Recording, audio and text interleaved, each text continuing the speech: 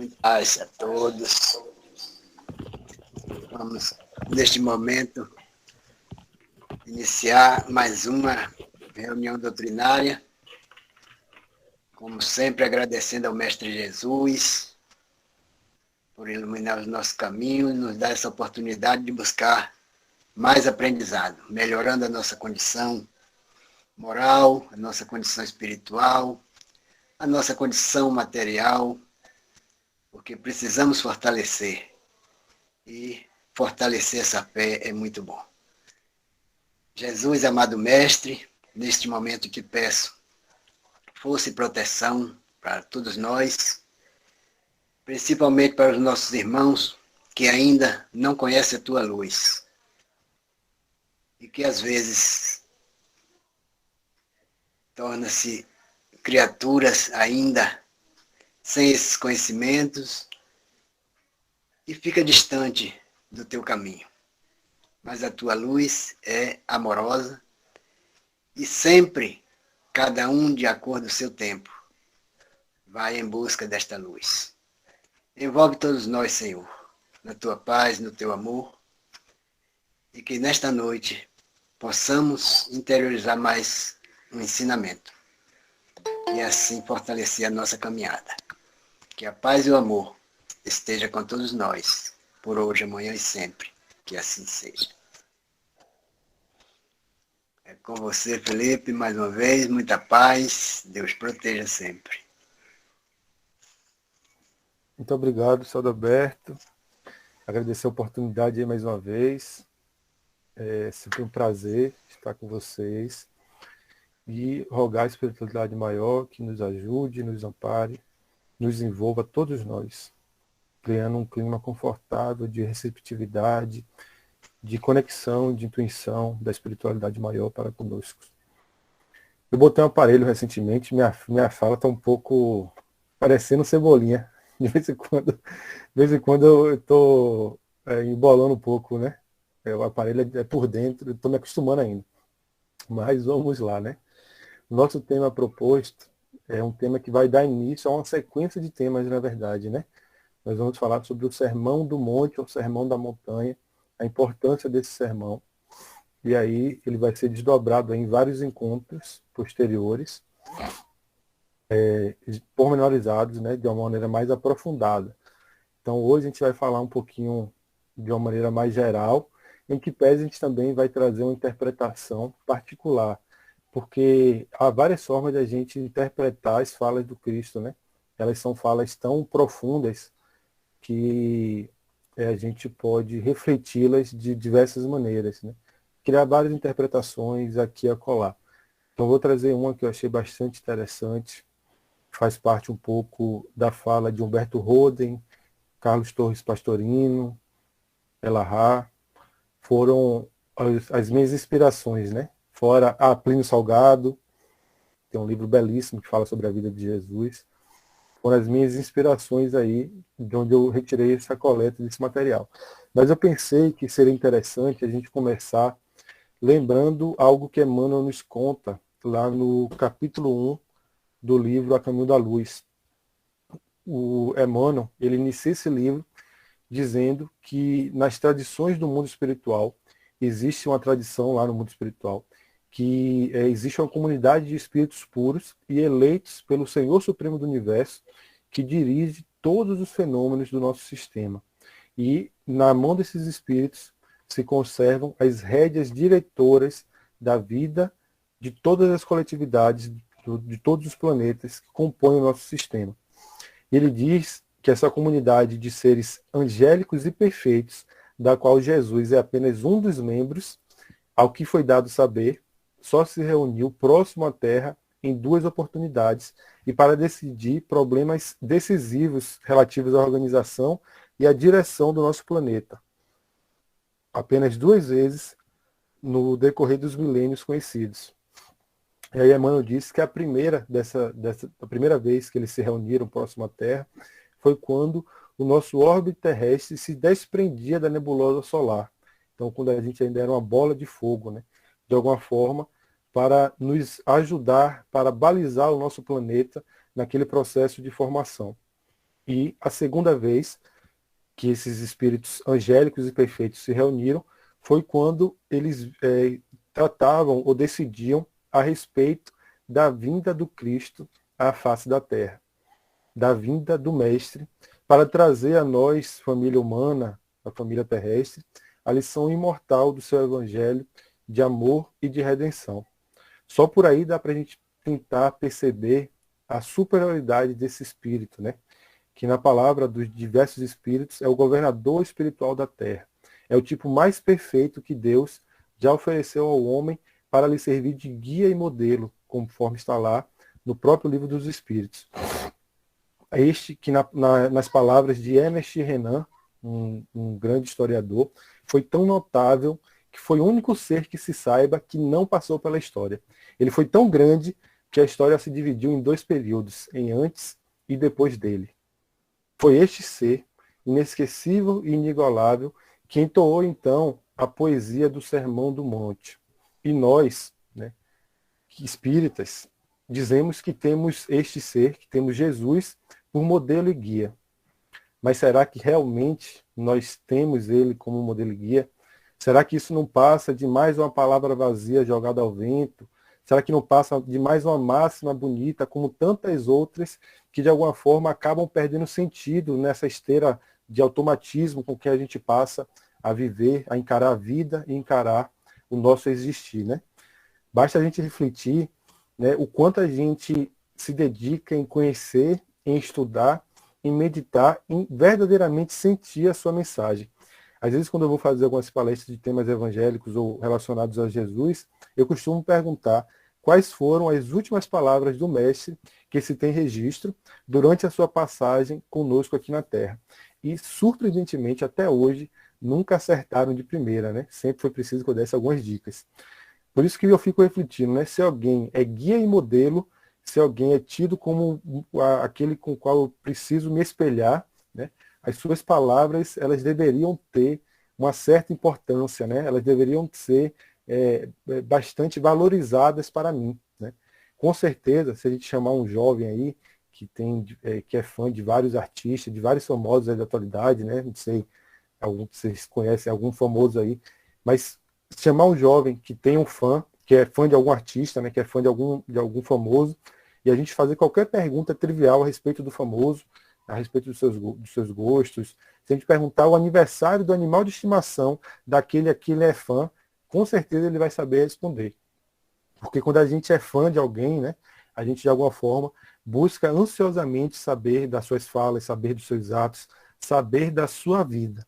E nós, que nos dizemos cristãos, que nos dizemos seguidores do Cristo, muitas vezes sequer nos damos trabalho de estudar as suas falas, de ler o Evangelho, né?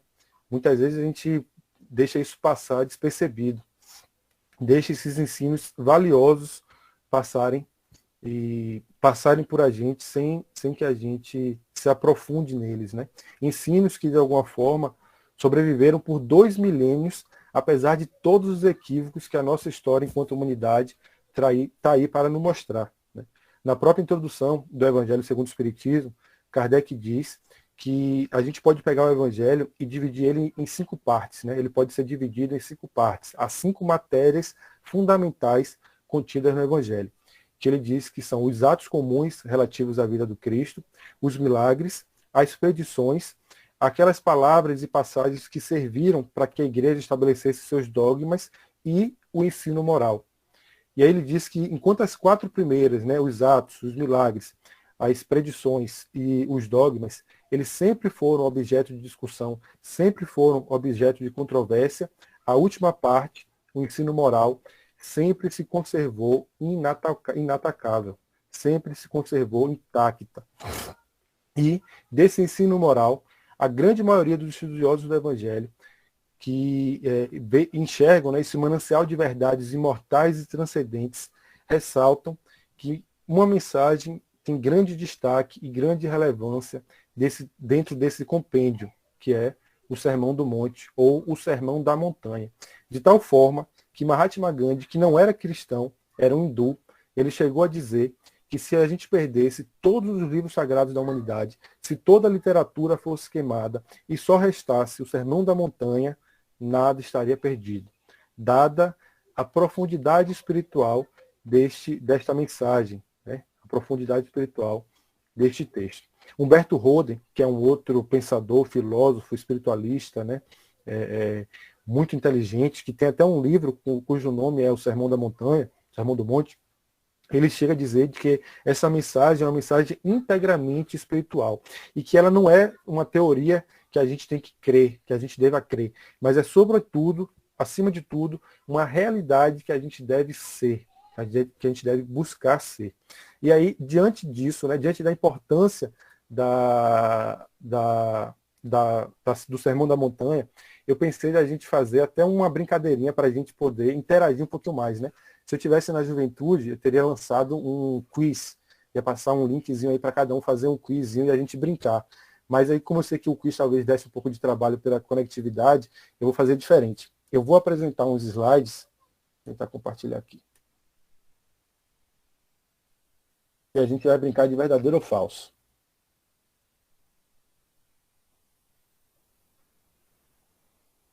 Vocês estão visualizando aí? A gente vai brincar de verdadeiro ou falso para a gente fazer um pequeno teste sem fins de julgamento, o quanto a gente conhece essa passagem, né, esse Sermão do Monte. É verdadeiro ou falso? Então como é que vai funcionar? Toda vez que a gente achar que é verdade, a gente vai levantar a mão. Tá vendo esse símbolozinho aí? Vale bônus hora? Depende. Se acertar tudo, vale. Um bônus hora. Vocês conseguem visualizar aí o íconezinho de levantar a mão? Todo mundo... o meu também não está aparecendo não, agora que eu estou vendo. E agora? Não tem? Será que essa opção aqui não tem de levantar a mãozinha? Não tem, né? Então é o seguinte, porque todo mundo falar talvez fique um pouco atrapalhado, né? A gente perca um pouco de tempo. Então eu vou escolher uma pessoa só e essa pessoa vai dizer se você acha que é verdadeiro ou falso. E aí vai ser o nosso boi de piranha. Não vai ter jeito. Certo? Já que não tem a opção da mãozinha, vamos fazer assim. Então eu vou passar uma frase e a gente vai discutir se ela é verdadeira ou falso. Não tenham vergonha, não tenham medo de dizer. É só para a gente realmente interagir um pouquinho mais, né? Eu já disse outras vezes que quando a gente interage, a gente acaba aprendendo mais, assimilando mais, fixando mais o conteúdo. Então, a primeira proposição, a primeira frase é a seguinte: as passagens do Sermão do Monte compõem aproximadamente 65% dos capítulos do Evangelho segundo o Espiritismo. Celdo Alberto, isso é verdade ou mentira? Verdade ou é falso? Esse aí, eu acredito que não seja verdade, não. É verdade. 18 dos 28 capítulos que compõem o Evangelho segundo o Espiritismo ou foram extraídos ou possuem uma forte correlação com o Sermão do Monte. E aí tem alguns capítulos aí, né? Amai vossos inimigos, que a vossa mão esquerda não sabe que da vossa mão direita, não se pode servir a Deus e a Mamon, sede perfeitos, haverá falsos profetas, buscai e achareis. Uma imensidão, a grande maioria dos capítulos do Evangelho segundo o Espiritismo foram extraídos do Sermão do Monte. Verdade. Agora uma outra frase. O Sermão do Monte também pode ser chamado de as bem-aventuranças. Letícia, verdadeiro ou falso?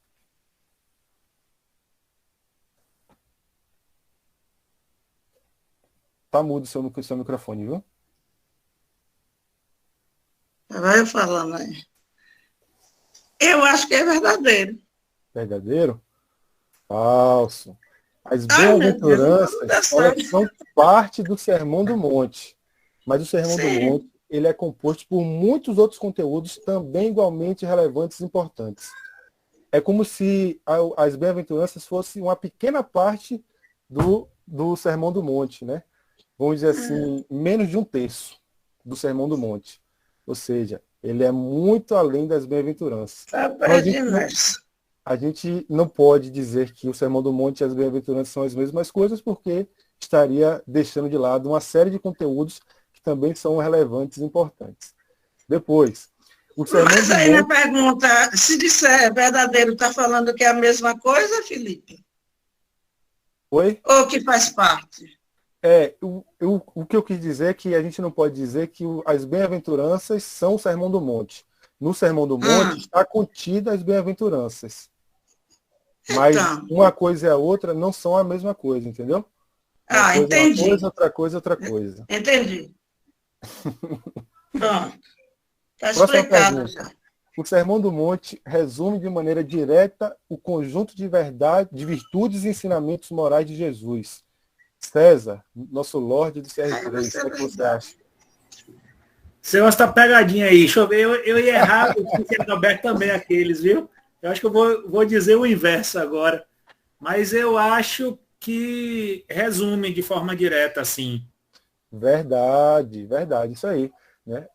Muitos estudiosos dizem que no Sermão do Monte está contida a síntese, a síntese moral trazida e exemplificada pelo próprio Cristo na sua passagem na Terra. Inclusive, há teólogos que dividem esse ensino moral em 4 partes. A gente vai até desdobrar um pouco isso mais na frente. O amor ao próximo, o perdão aos inimigos, o desapego aos bens terrenos e o combate à hipocrisia. Segundo alguns teólogos e filósofos, essas 4 partes, de alguma forma, resumem as 4 partes fundamentais da moral do Cristo. Agora, essa outra proposição. Jesus fez esse sermão apenas uma vez. Margarete, você está com a câmera desligada aí, mas se você puder falar. Ele fez apenas uma vez, verdadeiro ou falso? Ai, meu Deus. Olha, pela interpretação, eu acho que várias passagens de Jesus contêm o sermão. É uma interpretação que eu faço, né, da questão. Acho que ele não fez uma vez só, não. Uhum. O interessante que você falou aí, que em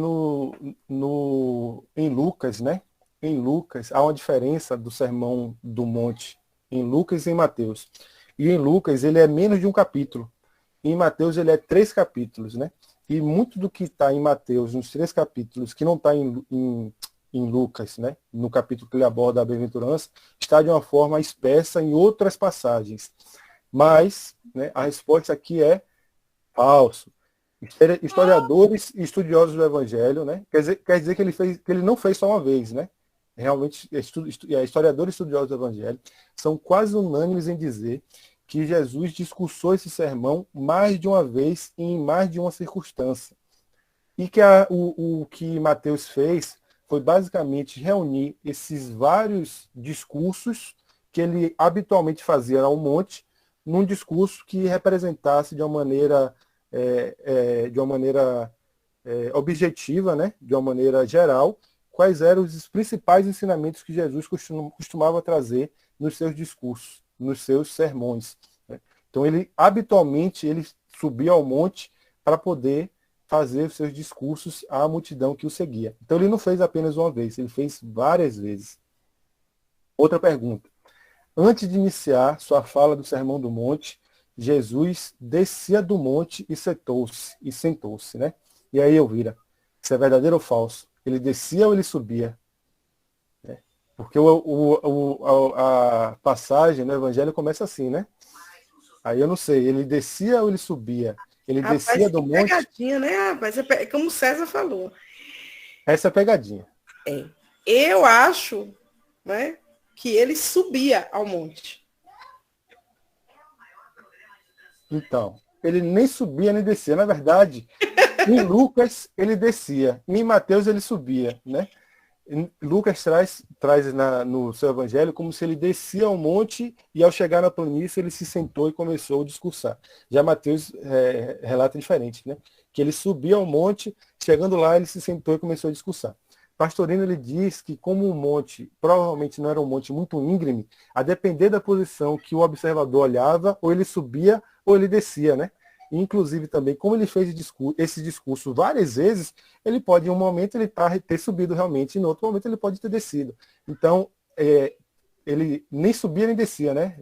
As duas questões são plausíveis. E nos 2 evangelhos, em Lucas traz de uma forma, em Mateus ele também traz da outra forma. Então, as duas coisas podem ser verdadeiras ou falsas.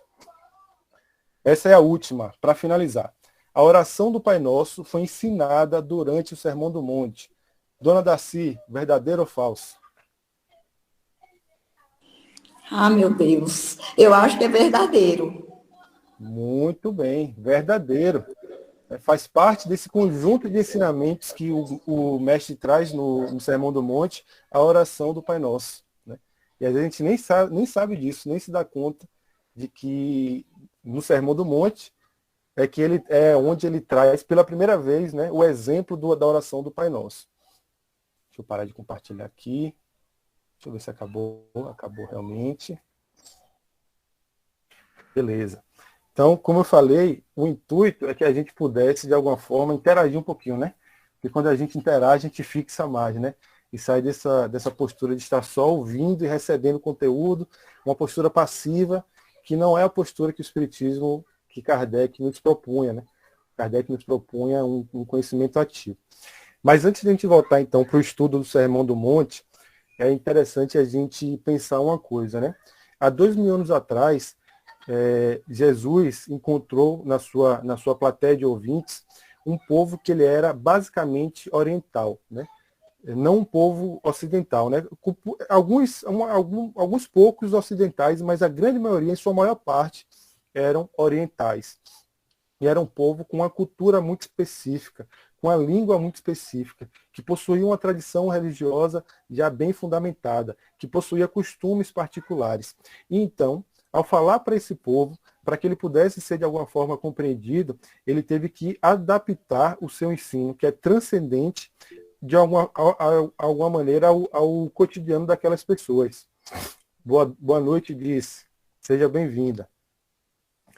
E aí ele precisou, então, adaptar esse seu discurso transcendente ao cotidiano daquelas pessoas, né? E há 2 pontos muito importantes nessa fala, nessa maneira de expressar esse entendimento. Primeiro, é de que os conteúdos que Jesus traz para a gente, né, os seus ensinamentos, ele toca assuntos que são imperecíveis. Ele não fala para um encarnado específico, ele não fala para uma cultura específica. Jesus, ele fala para o espírito imortal. Ele fala de realidades espirituais, ele fala de realidades transcendentes, imutáveis, porque tudo que ele fala, de alguma forma, diz respeito à lei divina que rege os nossos destinos espirituais. Esse é o conteúdo imortal do ensino de Jesus, né? E com o advento do Espiritismo, com as possibilidades, as chaves que ele trouxe, que o Espiritismo trouxe, que nos possibilitou adentrar ainda mais a essência desses ensinos de Jesus, a gente começou a ter uma compreensão cada vez mais larga, né? Haroldo diz que a gente, antes do Espiritismo, a gente fazia algo curioso, né? É como se a gente pegasse uma banana, né? Normalmente quando a gente descasca uma banana, né? Quando a gente pega uma banana, a gente descasca ela, joga a casca fora e come a fruta, né? Mas quando se tratava de estudo do Evangelho, geralmente as pessoas jogavam a banana fora e comiam a casca, né? Ficavam com aquilo que não era de fato nutritivo, né? Que não era de fato conhecimento saboroso. Mas com Kardec, então, essa compreensão do Evangelho ela se ampliou de uma maneira extraordinária. Porque o ser humano, ele de alguma forma, ele foi colocado no seu devido lugar. Ele passou a ser visto como um espírito imortal nessa jornada de aperfeiçoamento. E aí, os ensinamentos de Jesus, né, as suas falas, elas se tornaram cada vez mais profundas e gigantes. Né? Todo o seu ensinamento se agigantou aos nossos olhos. O segundo ponto que é muito importante, quando a gente fala dessa questão da adaptação da fala do mestre, ou de interpretar a fala do mestre, é de que em muitos momentos, para que a gente consiga compreender com profundidade o que ele quer dizer, a gente precisa fazer uma viagem ao passado. Né? Muitas das falas de Jesus, para que elas possam ser compreendidas de uma forma ampla, elas exigem que a gente faça um deslocamento. Elas exigem que a gente consiga, de alguma forma, abstrair da nossa própria cultura, que a gente consiga mergulhar naquele mundo, daquela Palestina na qual Jesus vivia. E assim, então, fazendo essa viagem, né, àquela época, a gente vai recordar que, durante a passagem do Cristo entre nós, o Império Romano ele estava em plena ascensão e ele havia assumido o controle político da Palestina. Né?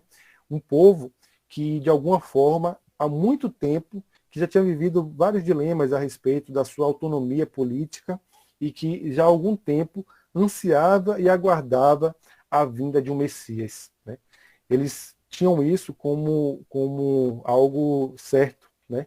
Vários profetas, praticamente todos, profetizaram a chegada de um Messias. E a sua estrutura social daquela sociedade, daquela civilização, era, de alguma forma, dividida em três grandes grupos. Um primeiro grupo composto por religiosos, né?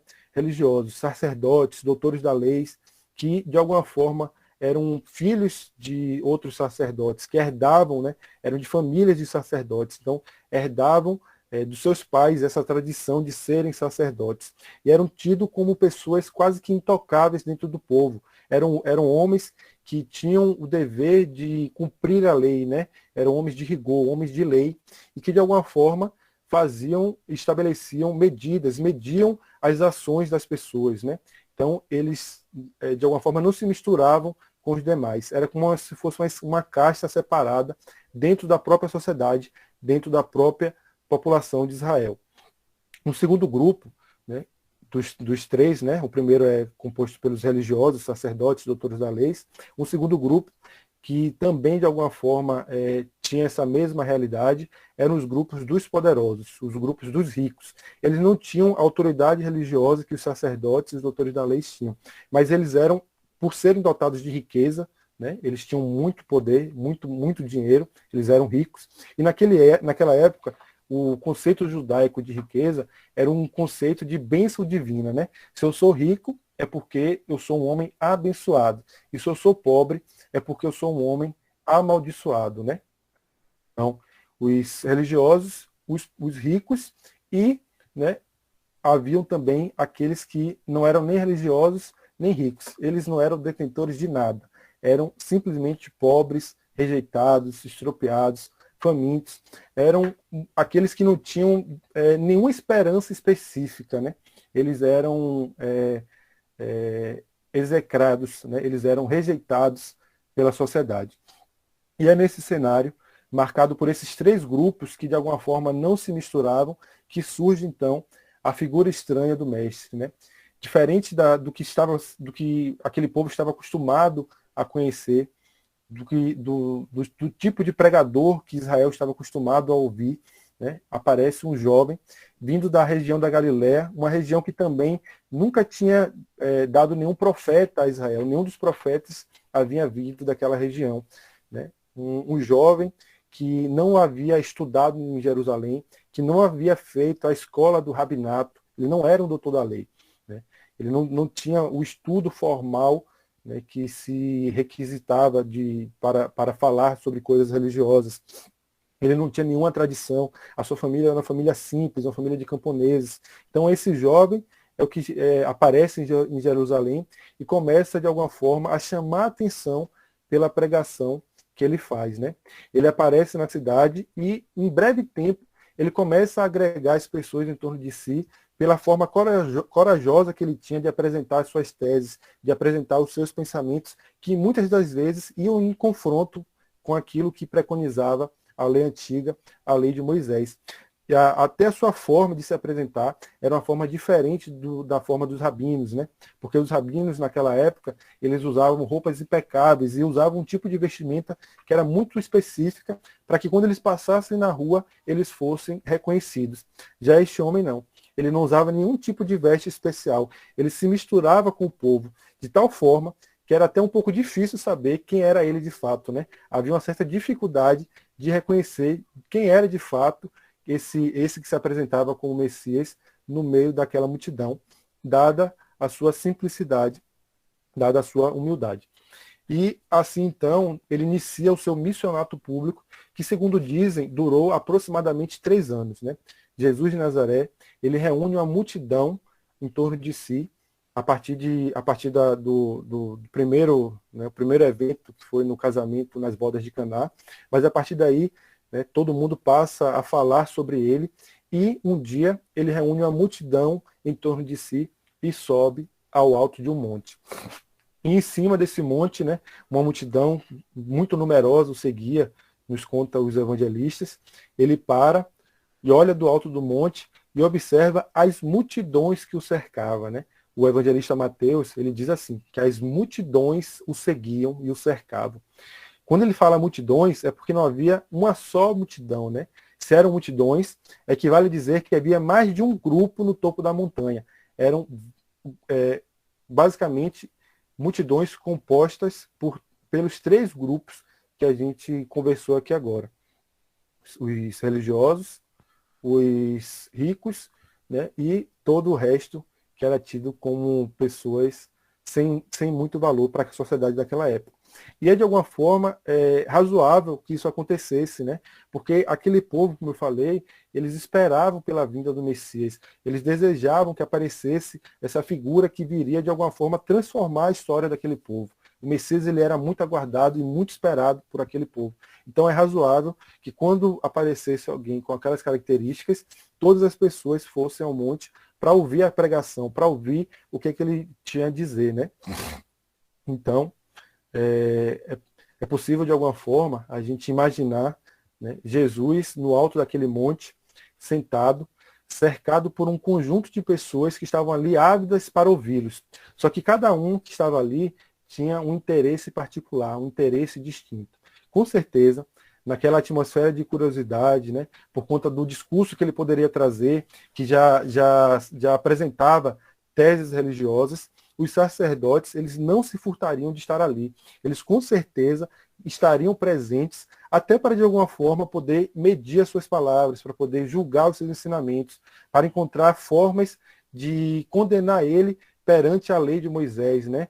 Para tentar perceber se ele ia trazer algum pensamento que ferisse, que colidisse com a lei de Moisés. Então, era imprescindível que eles vigiassem, que eles acompanhassem de perto, que eles observassem o que era aquilo que ele tinha para apresentar, né? Para verificar de algum ponto se o que ele iria trazer enquanto mensagem não era nocivo para a cultura da época, né? Essa também era uma das funções dos religiosos, dos doutores da lei daquela época. Ao mesmo tempo, os homens de poder, os ricos, os poderosos, que apesar de não ter autoridade religiosa, possuíam aquela capacidade de influência pelo seu poder, pelo poder econômico que eles possuíam, também seguiram Jesus para o alto do monte, né?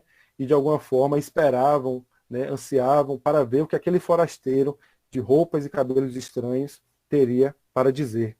Mas, apesar dos ricos e apesar dos poderosos, com certeza também a multidão faminta, os desesperançados, aqueles que já tinham perdido a crença de que ainda poderiam ser felizes, certamente esses também se reuniram para ouvir. Com certeza. Então, de alguma forma, as 3 multidões estavam ali sentadas, né? Esses 3 grupos que compunham a sociedade da época estavam ali sentadas à espera do discurso do mestre. A quem ele então iria se dirigir, né? A quem aquele jovem pregador iria apresentar suas teses. Certamente, o pensamento tradicional ou comum seria pensar que, em função da presença dos sacerdotes, ele iria falar aquele grupo, né, aquele grupo de homens poderosos, né, para, de alguma forma, tentar trazer o seu pensamento e mostrar o conhecimento da lei que ele possuía. É lógico também, sobre o pensamento tradicional, que ele não desagradaria aos poderosos, os ricos, que estavam ali de alguma forma e que eram, né, senhores de todo o poder, dignos de toda a glória, né, em função da sua competência econômica, né, em função dos valores que as suas riquezas representavam para Israel naquele momento. Entretanto, apesar de tudo isso, diferentemente do que a gente podia imaginar, Jesus, observando as multidões em seu redor, abre a sua boca, promovendo um escândalo sem tamanho. E aí, quando o evangelista traz essa referência, né, de que ele abre a sua boca, que é semelhante a várias outras passagens, quando ele fala sobre a boca e o coração, né, de que o que sai pela boca é aquilo que está em nossos corações, quando ele traz essa passagem de que Jesus abre a boca, de alguma forma, ele como se estivesse a nos dizer que naquele momento ele iria trazer uma mensagem oriunda do seu coração, né? Uma mensagem que diz respeito ao coração do mestre. Então, Jesus, ele apresenta, ele não fala para os sacerdotes, ele não fala para os ricos, ele fala exatamente para os miseráveis, ele fala exatamente para aqueles que não tinham mais crença de que para eles só restava desgraça, né? Para eles não existia mais a possibilidade de ser feliz. E aí, né, conta o evangelista Mateus que, levantando os olhos de Jesus, bem-aventurados os pobres de espíritos, porque deles é o reino dos céus.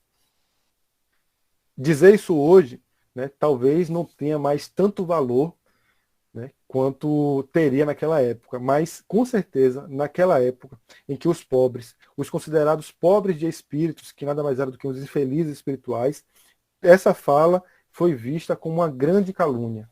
Você exaltar o pequeno, enaltecer aquele que para a sociedade não tem nenhum valor, e não fazer referência aos sacerdotes e aos poderosos, aos ricos que estavam ali presentes, era uma espécie de calúnia para aqueles que estavam ali ouvindo ele, né?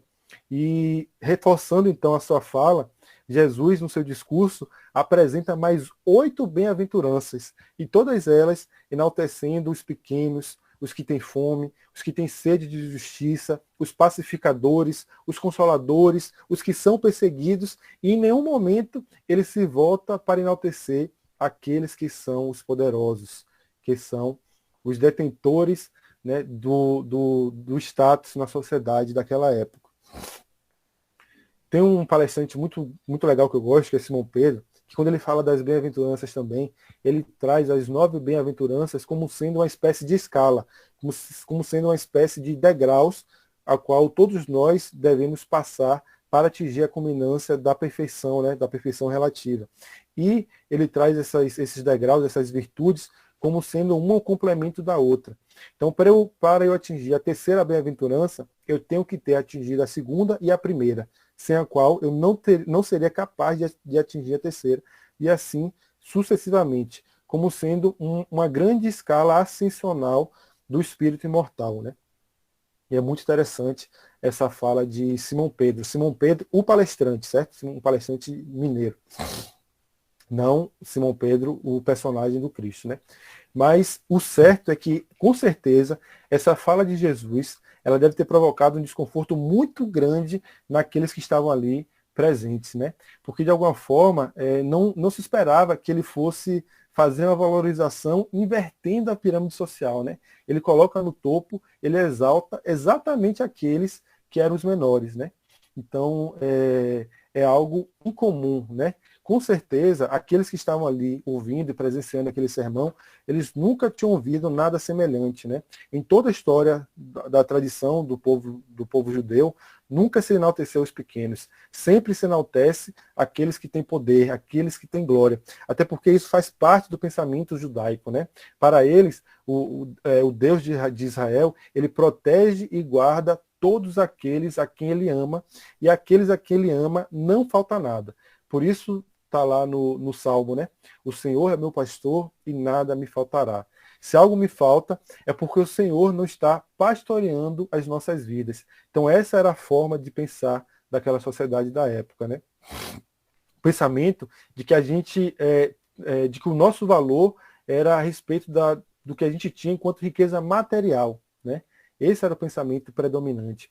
E perceber, então, que Jesus apresentava um conjunto de frases, aquele conjunto de frases que iam de encontro a tudo aquilo, era uma comoção gigante para todos aqueles que estavam presenciando a sua fala, todos os poderosos e religiosos, né? Os escravos, os desesperançados, por sua vez, eles se enchiam de graça, se enchiam de ânimo, né? E alguns estudiosos, alguns psicólogos, alguns analistas do comportamento humano, eles dizem que essa capacidade de envolvimento de Jesus, né, era muito forte. E de tal forma que ele conseguiu fazer que escravos sonhassem, né? Ele conseguiu fazer que pessoas que não tinham nenhuma importância para a sociedade e que de alguma forma não eram vistas, tivessem algum tipo de esperança, né? Ele conseguiu fazer com que essas pessoas com que elas pudessem, né, não valorizar tanto a sua carência material, a sua pobreza material, em virtude de uma promessa que ele próprio fez de uma vida espiritual, de uma vida futura. Sem sombra de dúvida, isso foi transformador, né? Isso foi algo inovador naquela sociedade da época. Algo extremamente inovador. Mas aí Jesus continua o seu discurso, né? E aí, virando-se para essa multidão de excluídos, ele continua dizendo: vós sois o sal da terra. Vós sois o sal da terra. O que é que ele quer dizer com isso, né? O que é que ele quer dizer para aqueles homens que eles são o sal da terra? E aí, para a gente entender o que é que Jesus quer dizer com essa expressão, é preciso que a gente volte mais uma vez no tempo e entenda o que é que o sal representava naquela época. Naquela época, não existia geladeira, né? Todo mundo sabe disso. Então, o sal era o instrumento que eles utilizavam para conservar os alimentos. Para que os alimentos pudessem ser guardados, para que eles pudessem durar mais tempo, eles eram salgados. Então, o sal tinha essa finalidade. Quando Jesus, então, diz para eles, né, para aquele grupo que está ouvindo ele, que eles são o sal da terra, é porque, de alguma forma, eles seriam os responsáveis por salgar aquele alimento espiritual que Jesus estava oferecendo naquele momento, para que aquele alimento pudesse, de alguma forma, ser conservado para gerações futuras, né?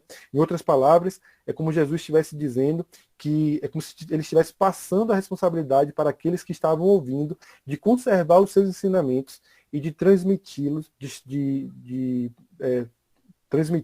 transmiti-los às gerações futuras, né?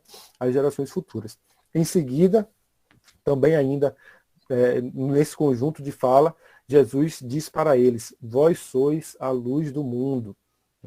E diz, né, não se deve esconder a luz, não se deve esconder essa luz, né? Porque quando alguém tem luz, ele não coloca essa luz debaixo da candeia, pelo contrário, ele coloca a luz no velador, coloca a luz em cima, para que ela ilumine de alguma forma todos que estão presentes naquela casa, indicando de alguma forma que para nós, de que o conhecimento que a gente é portador, essa mensagem que ele veio trazer, ela nos impulsiona para que a gente seja participativo na sociedade onde a gente está, para que a gente seja participativo aonde a gente está situado, onde a gente vive. O cristão e, por consequência, o espírita, ele tem um compromisso de espalhar ao redor de si, não essa mensagem no sentido de conversão, né? De converter os outros, mas de espalhar a mensagem no sentido de espalhar a proposta comportamental que Jesus apresentou para todos nós.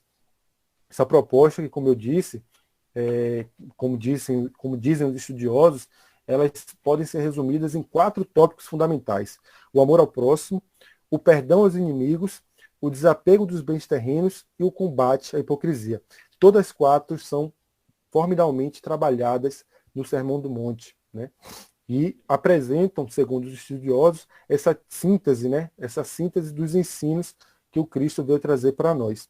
Então, se nós nos consideramos cristãos, nós temos o dever de espalhar essa mensagem. Temos o dever de amar o próximo, de perdoar os inimigos, de nos desapegar dos bens terrenos, de combater a hipocrisia que existe ainda muito em nosso meio, né? Porque a mensagem que o Cristo vem trazer, ela não é uma mensagem teológica, é uma mensagem que a gente se aproveite dela para fundar uma nova religião. Pelo contrário, ela é uma proposta comportamental baseada principalmente na nossa relação com o outro, né? Principalmente na nossa relação com o outro. E assim, ele continua a sua fala para aquela multidão, né? Para aquele grupo. E aí ele avança trazendo alguns mandamentos da lei antiga, que ele faz pequenas correções, pequenas substituições, né? Ele chega assim e fala assim: ouviste o que foi dito aos antigos, e aí traz o texto original como os judeus conheciam e como eles estudavam e apresentavam. E aí então ele faz uma correção com a forma como ele gostaria que a gente observasse, né? Uma forma como ele gostaria que a gente mudasse o nosso pensamento em relação a esses pontos. E ele traz 5 mandamentos que ele substitui, e ele deixa o último, né? O mais importante, o mais difícil para aquela sociedade da época, por último, né? Essa mudança desse mandamento, né? Essa fala de Jesus, ela é até hoje uma das principais falas que provocam escândalos nos judeus, né? Até hoje ele é entendido pelos judeus como o maior de todos os escândalos pregados por Jesus. E ele diz assim: ouviste o que foi dito aos antigos, amarás os teus amigos e odiarás os teus inimigos. Eu, porém, vos digo, amai os vossos inimigos, fazei o bem aos que vos aborrecem, bendizei aos que vos maldizem e orai pelos que vos perseguem e vos caluniam. Assim como o bem-aventurado os pobres de espírito, né, talvez a gente não tenha condição de imaginar a repercussão que essa frase teve naquela sociedade da época. Né? Dizer a um judeu que ele deveria amar o seu inimigo é algo que ele não consegue entender, que ele não consegue engolir de jeito nenhum. A própria formação cultural dos judeus, né, a própria nação judaica, ela está alicerçada sobre aquela regra da pena de talião, olho por olho e dente por dente. O perdão, então, ele não é algo que faz parte do pensamento judaico, mas ele traz isso como uma nova missão, como uma nova ordenação, né, uma nova convocação. Porque Jesus ele é muito inteligente, né? Ele usou de uma estratégia fantástica. Primeiro, ele enaltece o grupo, então ele traz as bem-aventuranças, trazendo e mostrando àquelas pessoas que elas são valorosas. Então elas ficam, de alguma forma, né, extasiadas em saber que elas são valorosas. E depois ele diz, olha, agora ame seu inimigo, faça isso, faça aquilo. Apresenta um conjunto de missões que devem ser vividas. Já que vocês são, então, tão valorosos, tão extraordinários, se esforcem em viver esse tipo de pequenas missões, né? Esse tipo de ensinamento que eu venho trazer aqui para vocês. E com isso, né, com esses conjuntos de missões, Jesus, de alguma forma, encerra a primeira etapa do seu discurso e encerra, então, o capítulo 5 de Mateus. E tem ainda mais dois capítulos, né? Não sei se eu consigo terminar em 10 minutos. Se passar um pouquinho, tem problema? Não. Vou passar um pouquinho, seguir. Então, né? Pode seguir. Porque depois que ele encerra, então, né, essa primeira etapa do seu discurso, que coincide também com o capítulo 5, né? Então, o capítulo 5 e o seu discurso direcionado a esse primeiro grupo, se encerra, o discurso direcionado ao primeiro grupo se encerra no capítulo 5 de Mateus, e aí no próximo capítulo ele inicia um novo discurso, ele olha novamente, né, levanta os olhos novamente, e vendo ali então um segundo grupo, que de alguma forma aguardava dele também alguma honraria, né, aguardava alguma bem-aventurança, aguardava algum afago no ego, Jesus se vira para eles e diz, guardai-vos de oferecer as vossas esmolas diante dos homens, para que não sejam vistos pelo povo. A segunda parte do discurso, ele já inicia com um tom diferente, né? Já não é mais um tom consolador, já não é mais para os seus seguidores, né? Já não é mais para aqueles que são excluídos, não é mais para os seus discípulos, né? Que ele dirige a sua fala. Agora, ele já traz um conjunto de regras que tem como objetivo chamar a atenção para aquelas pessoas para que ele fala, para quem ele fala, no sentido de mudar suas vidas, né? De encaixar o seu proceder naquilo que ele vem agora propor. Né? Então ele não fala mais para os excluídos, agora ele está falando para os ricos e poderosos. No capítulo 6, Jesus vai iniciar de alguma forma apresentando a importância que nós temos em fazer a caridade sem ostentação. Né? Nós não devemos fazer a caridade com ostentação. Que nós não toquemos trombetas nas esquinas quando a gente vai oferecer uma moeda. E vai além, né? Que a nossa mão esquerda não saiba o que faça a direita, né? Porque muitas vezes nós temos uma estratégia sórdida de mostrar para os outros as coisas que nós fazemos, né? De uma maneira tanto quanto disfarçada, de uma maneira velada, nós acabamos mostrando para os outros, para as pessoas que estão convivendo com a gente, aquilo que a gente faz, aquilo que a gente realiza em prol do outro, né? Kardec fala de uma forma brilhante sobre isso no Evangelho segundo o Espiritismo. Né? Às vezes a gente esconde a mão, deixando a pontinha de lado ali para que o outro veja. Né?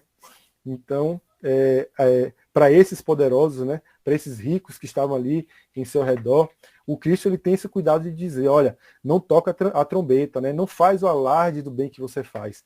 Porque o tesouro na terra, o tesouro que a terra nos propõe, né? O tesouro que a terra tem, eles não são valiosos, né? Ele exclama para esse grupo, né?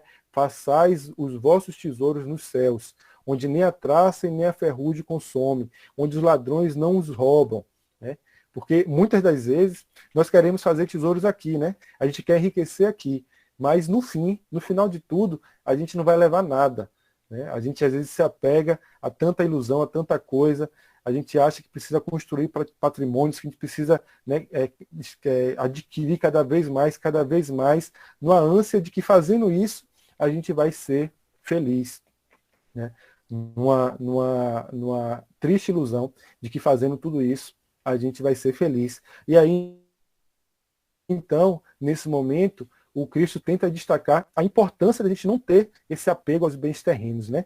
Se a gente for observar, na primeira parte, já está lá expresso os dois princípios que são básicos do cristianismo, né? O amor ao próximo e o perdão das ofensas. E agora, nessa segunda parte do seu discurso, né, no capítulo 6, ele traz o desapego dos bens terrenos, né? O desapego dos bens terrenos. Trazendo então aí, já agora um terceiro pilar, uma terceira característica básica do cristianismo. Mas ele continua. E aí ele vira para esses homens e diz assim, ó, não vos inquieteis pelo dia de amanhã, porque o dia de amanhã cuidará de si mesmo. A cada dia basta o seu mal, né? Não nos preocupemos com tanta coisa. E isso tudo que a gente se preocupa, muitas vezes, né, nem é tão importante assim, né? Às vezes a gente cria uma preocupação demasiada com as coisas e deixa de viver o momento presente, né? Ou com excesso de futuro, ou com excesso de passado. E aí ele continua, olhai os lírios do campo, nem Salomão em toda a sua glória se vestiu como um deles. Olhai as aves do céu, elas não semeiam, elas não colhem, elas não guardam no celeiro, mas nem por isso o vosso Pai deixa essas aves sem alimento, né? Não valei vós mais do que as aves? Ele questiona a esse grupo, né?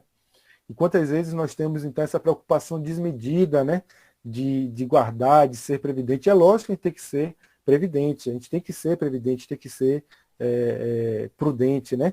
Mas a gente não pode enlouquecer por causa disso, né? E é interessante que naquela época, numa época que havia muita estabilidade política, né, Israel era frequentemente tomada por outros povos, frequentemente perdia a sua autonomia política.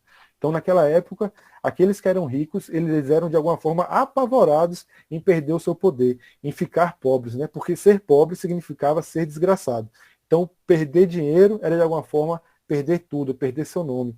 Então, Jesus vem destacar com eles, né, com os ricos, a importância da gente desapegar-se dos bens terrenos, né? Da gente não ter tanta ansiedade pelo dia de amanhã, tanta preocupação com aquilo que vai acontecer amanhã, com aquilo que vai acontecer depois, e a vida de agora vai, de alguma forma, se perdendo, se perdendo, se perdendo.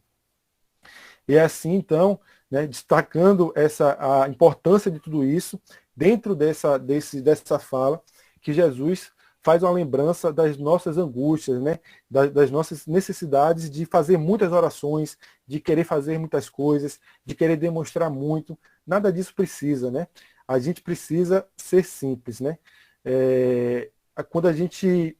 Principalmente quando a gente ora, né? E é nesse momento, então, no momento que ele começa a falar da necessidade da gente orar, das orações muito rebuscadas e sem sentimento, é nesse momento que ele traz o Pai Nosso, né? E ele traz o Pai Nosso de uma maneira um tanto quanto fortuita, né? Casual. Ele não é uma oração feita. Ele simplesmente diz assim, olha, pode ser feito, por exemplo, assim.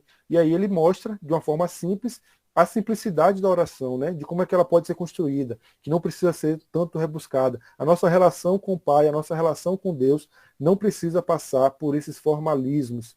E aí ele traz, então, o Pai Nosso, que a gente conhece, né? Que é tão famoso e tão divulgado, né? E que o Pai Nosso em si cabe também um aprofundamento, uma interpretação muito interessante.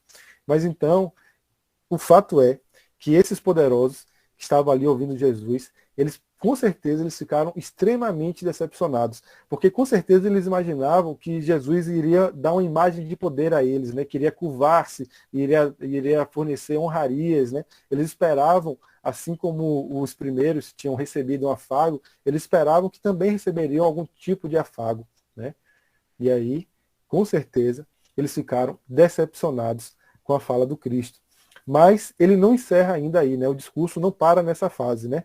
Nesse ponto, ele acaba o capítulo 6, né? Nessa parte, depois que ele apresenta o Pai Nosso, acaba também o capítulo 6. Mas, mais uma vez, ele levanta os olhos e enxerga ali, próximo a ele, uma terceira multidão, um terceiro grupo, que é o grupo dos sacerdotes, o grupo dos religiosos, o grupo dos doutores da lei. Então, o seu discurso agora, a sua conversa agora, ia ser para com eles, né? Não era mais com os ricos, nem mais com os pobres. Agora era com aqueles que se achavam superior aos homens. Então, Cristo vira para eles e diz: não os julgueis para não serdes julgados, não condeneis para não serdes condenados, porque com a mesma medida que você medir, né? Com a mesma medida que medirdes, vos medirão de novo. Com a mesma forma que você medir o próximo, você será medido, né? E aí questiona, né? Por que esse excesso de zelo no julgamento do outro, que a gente fica olhando um cisco que caiu no olho do outro e não percebe quando tem uma trave cobrindo o nosso olho, né? O outro tem um defeito pequenininho, desse tamanhinho, e aí eu fico medindo o outro, olha o que ele fez e tal, e eu não percebo o que eu mesmo faço, eu não percebo as minhas imperfeições morais. E o Cristo fala: hipócrita, tira primeiro a trave do teu olho, e então tu poderás ver com mais profundidade, poderás ver melhor, para aí sim você procurar tirar o cisco, o argueiro que está no olho do teu irmão. E Jesus vai fazendo então um discurso que já não tem mais a ver com o desapego aos bens terrenos, mas sim com o combate à hipocrisia, né? O quarto dos pontos que completariam então aí essa essência do pensamento do Cristo.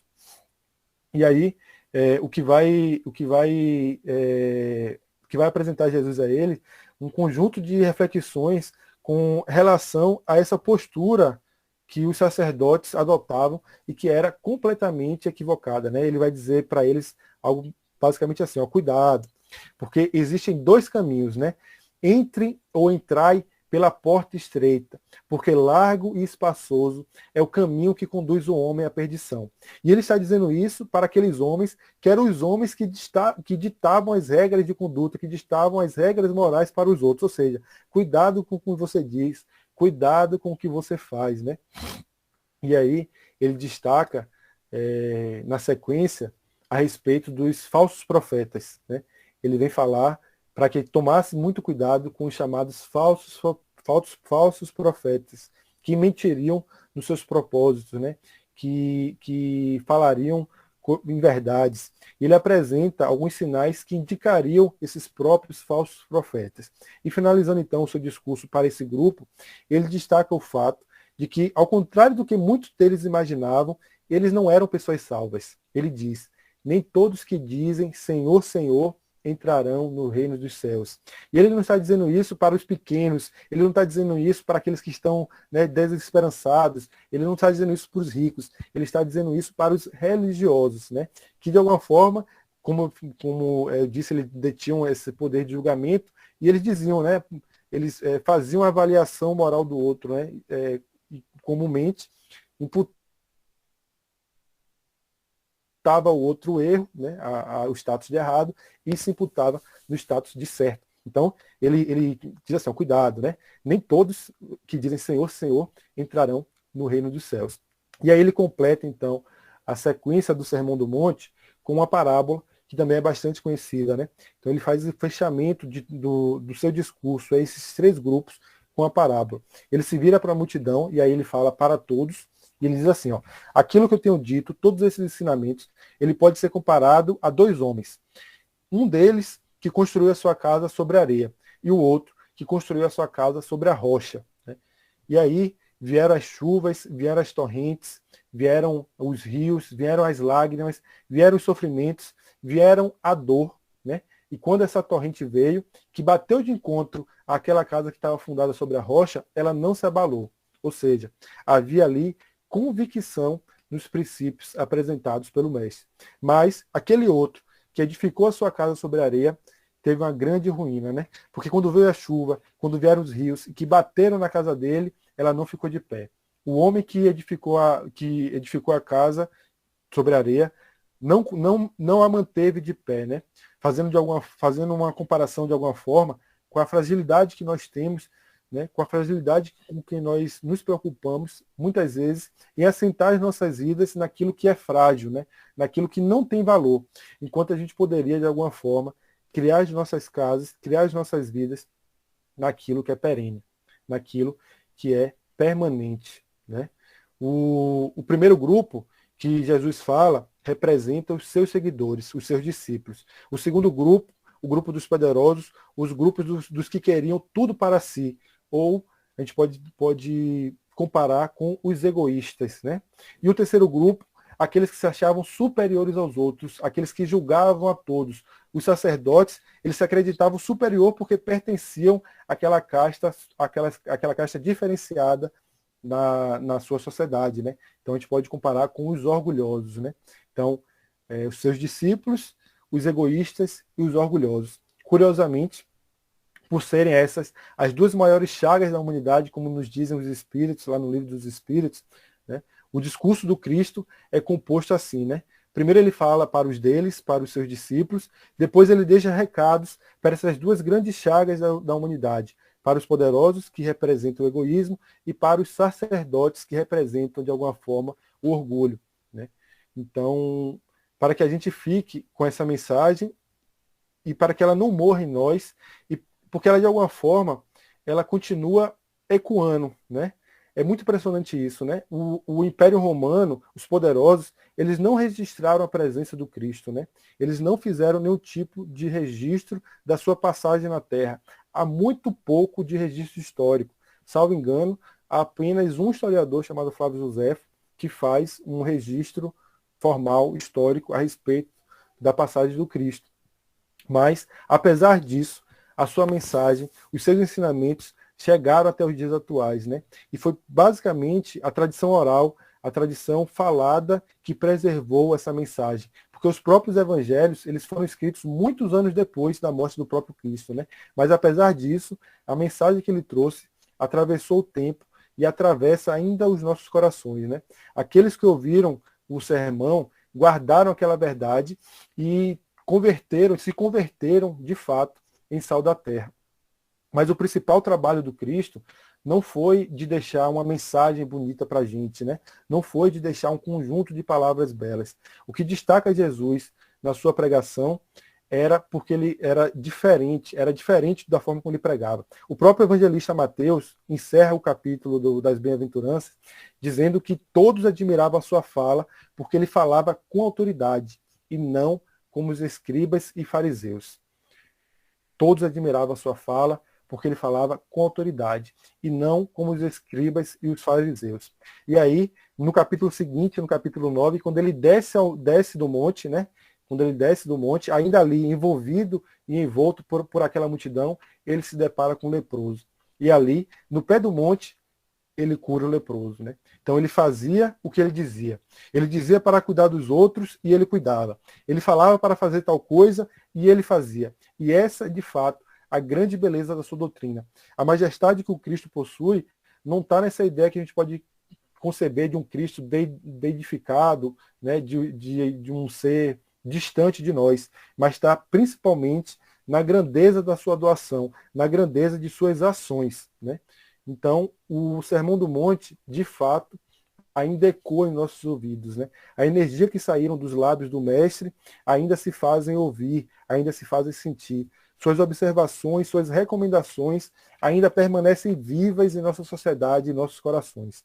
Tudo isso ainda persiste. É como se a nossa humanidade ainda tivesse, de alguma forma, postada ao pé do monte, porque nós ainda possuímos ou ainda precisamos desses ensinamentos. Né? Mas talvez agora, nesse momento de transição, inclusive, né, de proximidade do mundo de regeneração, talvez o fundamental, né, é que a gente consiga avaliar a qual dessas multidões nós fazemos parte. A qual desses três grupos nós, que nos dizemos seguidores do Cristo, fazemos parte. Né? É fundamental, nesse processo de crescimento individual que todos nós almejamos, que a gente faça essa reflexão. Né? A qual dos grupos eu pertenço? Qual das palavras mais me calou profundo? né? Qual dessas imperfeições eu ainda estou mais preso, né? É o orgulho, é o egoísmo, ou eu já consegui desenvolver a característica de servidor do mestre, né? Essa talvez seja a principal questão que nos cabe refletir no momento, né? Essa talvez seja o principal dilema que eu gostaria de trazer aqui hoje, em trazendo essa mensagem do Cristo, para que a gente reflita, né? Já nos consideramos discípulos ou ainda estamos no grupo daqueles que ainda não se desapegaram dos bens terrenos ou daqueles que se acham superior, né? As falas do Mestre estão aí para todos nós, para que a gente possa fazer essas reflexões e, de alguma forma, né, buscar a reconstrução interior de nós mesmos. Agradeço imensamente pela oportunidade, pela atenção, pela paciência e desejo que a gente possa cada vez mais se aprofundar nesse poema belo e divino que é o Sermão do Monte, né? Espero que os próximos encontros sejam cada vez mais profundos, né?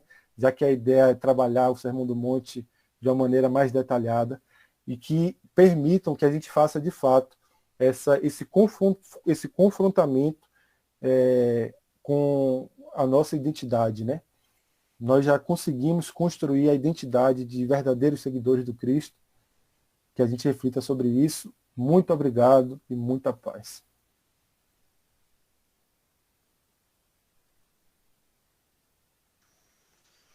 É muito profundo. Dona Darcy tá muda aí o microfone, viu? Acho que ela falou alguma coisa, mas tá muda. Mas deixa ela falar. Ela está falando? Pois é, o ensinamento é muito profundo. E assim a gente pode fazer a reflexão desse trabalho e buscar trabalhar mais para conseguir esse bônus horas, viu? Que não está fácil não. Mas vamos conseguir. Dona Darcy quer falar, pode passar para ela. Eu falei assim, senhor Adalberto, que assim seja. Quando fala de Jesus, é uma profundidade tão intensa, uma coisa tão maravilhosa, é uma coisa assim tão grandiosa que eu não tenho nem assim palavras, sabe? Para dizer quando fala em nome do nosso Mestre Jesus. Quanta grandeza. Parabéns, Felipe. Parabéns mesmo. Deus que abençoe todos vocês. Por cada dia a gente está aprendendo mais um pouquinho para ver se algum dia a gente sai dessa terceira dimensão para outras dimensões melhores. Um dia nós vamos conseguir, se Deus quiser. Basta a gente seguir fielmente o nosso Mestre Jesus, como o Felipe acabou de explicar aí com essas palavras tão enriquecedoras, tão linda, que eu não tenho palavra nem para dizer. Deus que abençoe vocês todos.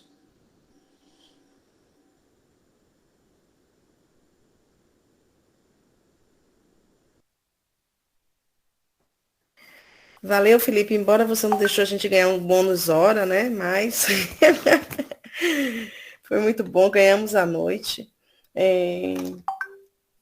A gente sempre lê sobre o Sermão da Montanha, e quanto mais a gente lê, a gente sabe que nada sabe, né?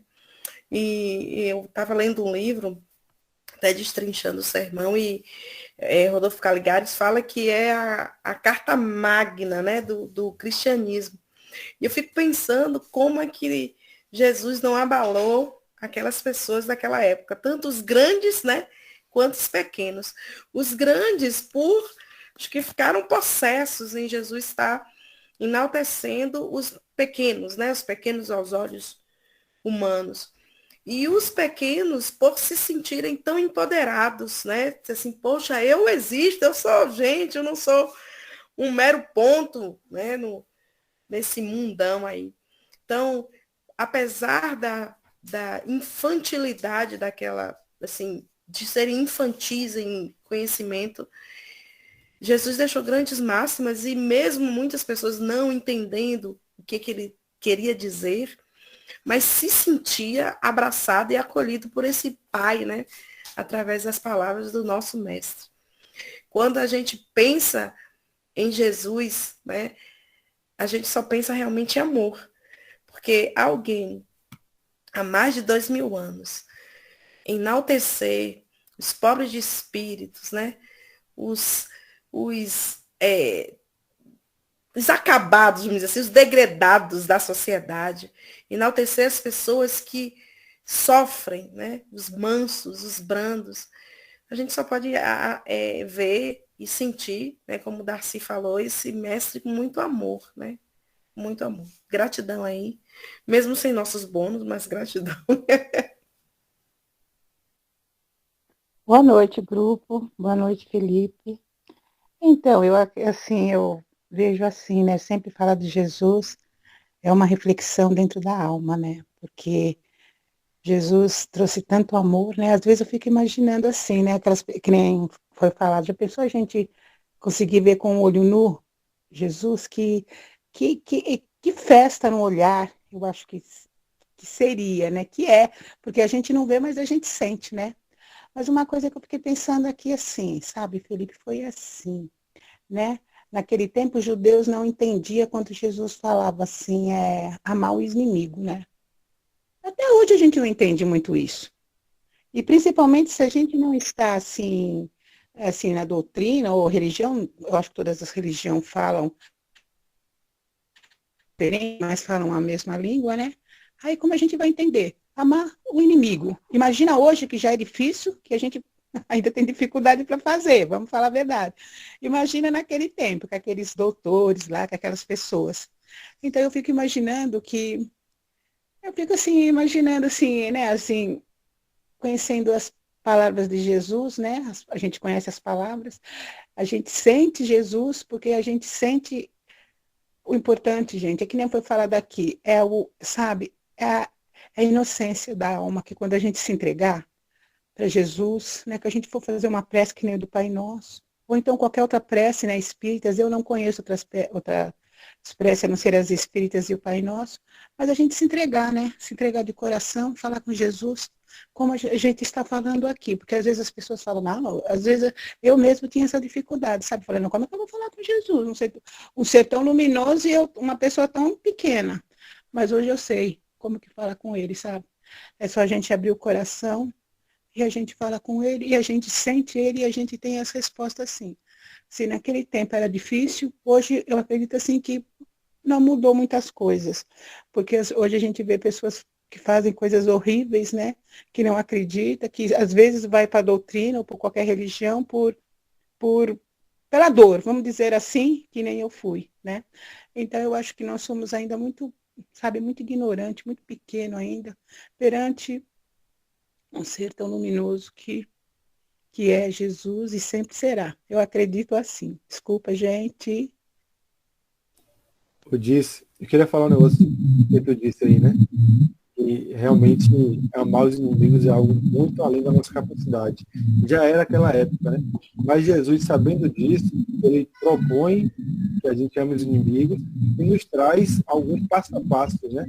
Para facilitar, né? Então ele diz, fazer o bem é o que vos aborrece, né? Então, já que você pretende ou se dispõe a amar os inimigos, comece fazendo bem a eles, né? Eu não sou capaz de fazer o bem. Então, bendizei os que vos maldizem, né? Já que você não é capaz de fazer o bem, pelo menos fale bem dessa pessoa. Se alguém chegar falando mal dela, não, você inventa algo de bom para falar dela. Para você começar a mudar, né, aquela forma de se relacionar com aquela pessoa.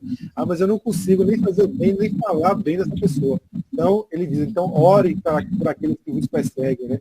Na sua intimidade, você sozinha, tente orar por aquela pessoa que você tem com o inimigo, ou que ele tem com o inimigo. Então, sabendo das nossas dificuldades, o próprio mestre já traz, né, uma espécie de passo a passo, ou de pequenas formas de a gente exercitar esse amor aos inimigos. E, sem sombra de dúvida, não é fácil e nem acontece por um estralar de dedos, né? Não é apenas uma informação intelectual.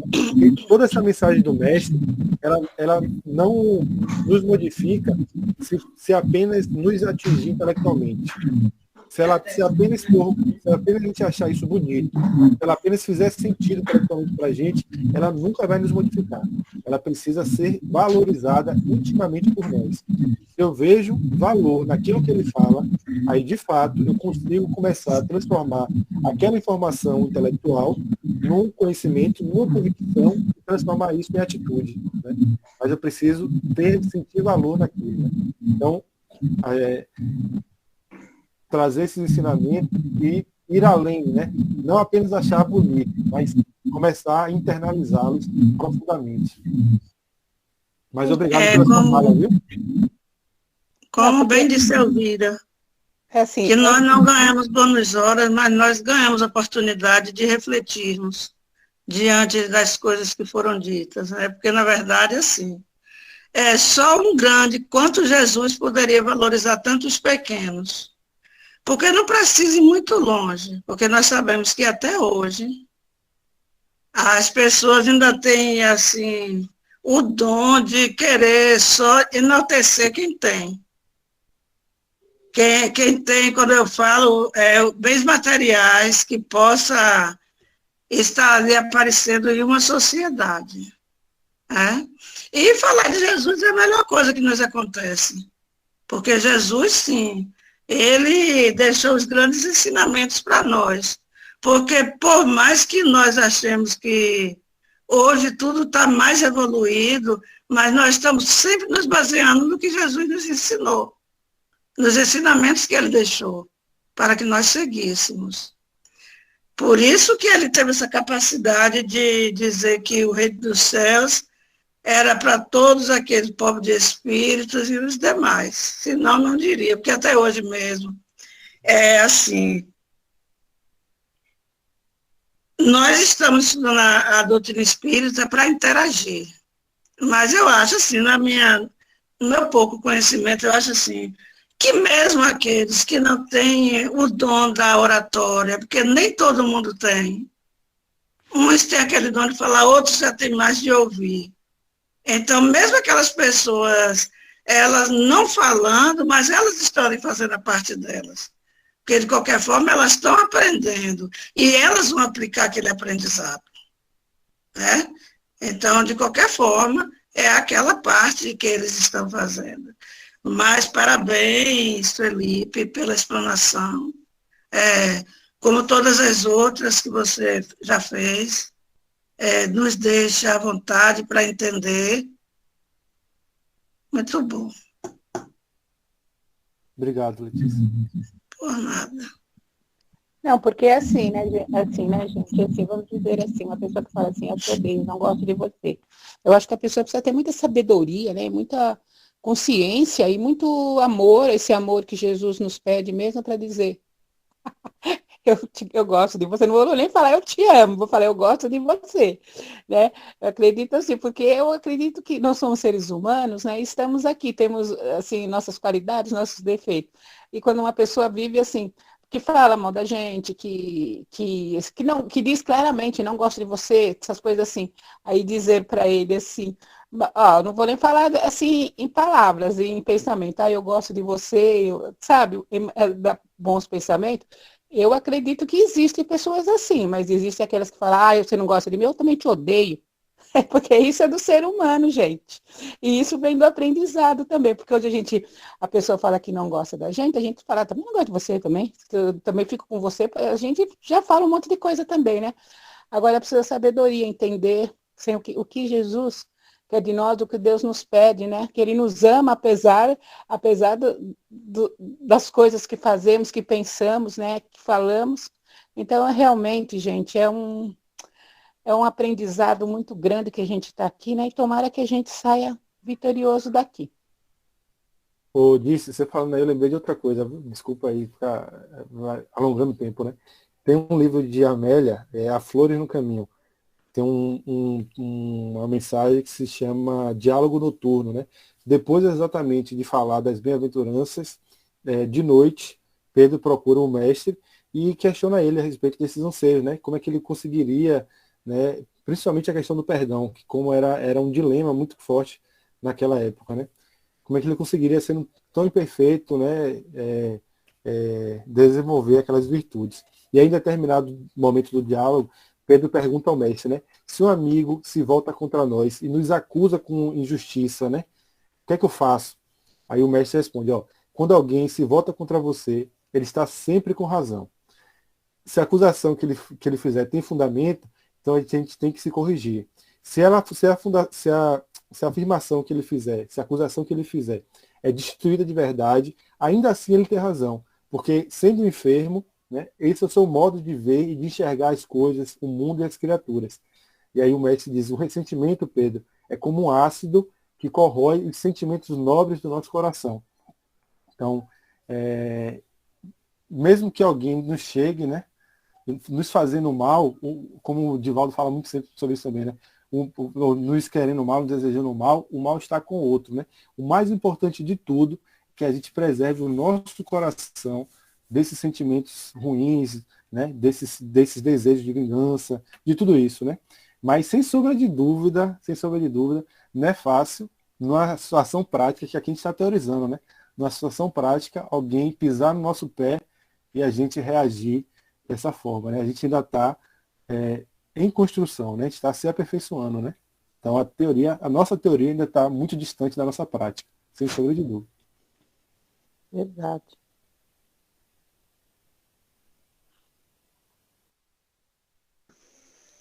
Muito bem. Então, eu acho que ainda tem mais alguém aí querendo falar. Vou aproveitar e fazer o seguinte. Fazer a prece final. Pedir para o próprio Felipe fazer a prece final.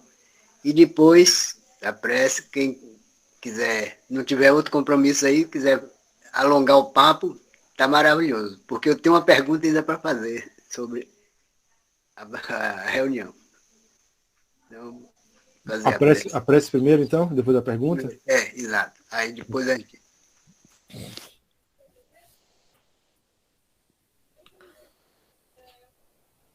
Querido Mestre Jesus, querido Rabi, te agradecemos a oportunidade, Senhor, do estudo da noite, da reflexão a respeito dos teus ensinamentos. Ensinamentos que estão presentes em nossa história, enquanto humanidade, enquanto sociedade, que estão presentes também em nosso psiquismo, porque de alguma forma, em outras vidas, já tivemos contato com essas verdades. Verdades estas que estão acessíveis, que estão disponíveis, aguardando o nosso esforço e a nossa vontade de transformação.